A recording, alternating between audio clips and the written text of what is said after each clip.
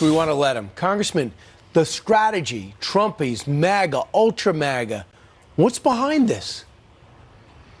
Well, what else are you going to do, Brian? You got to call your opposition names when you got nothing else to point to. I mean, we went from safe streets to record crime. We went from a secure border to no border. We went from $2 gas to $5 gas, and we went from stable prices to record inflation. So call me extreme if I want actually, stable prices, affordable energy. If I want to actually have a secure border, call us extreme. I guess that's what you're going to do. We got nothing else to talk about.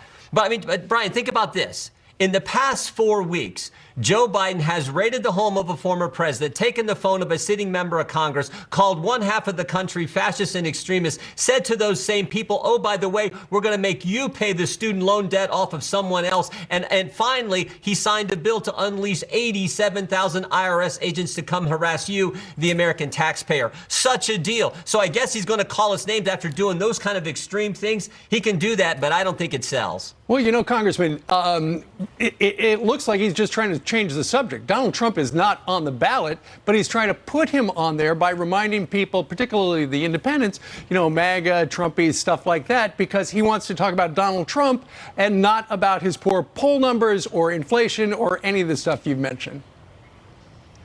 Well, he doesn't want to talk about all his record because they got nothing positive they've done. And they've done all those 4 things I talked about, plus they've attacked our liberty. So there's nothing they can talk about on their record. If he wants to put President Trump on the ballot, great. I think that's good because Americans remember how good we had it under President Trump. So if he wants to do that, just fine. But I don't think it's going to work. I think on November 8th, 63 days from now, people are going to show up in a big way and they're going to send a message to the Democrats. And then when we get in power, it's incumbent upon us to do what we said we were going to do and fight for the things the American people truly care about. Will it really work, though? Will this strategy work? What is his end goal? Because if you're a Republican, you're going to probably vote for the Republican. If you're a Democrat, you're going to vote for the Democrats. If you're an independent, they might say, okay, yeah, some people in the Republican Party are Trumpians, some aren't, but I'm going to vote for policies. I mean, how does this really sway a voter?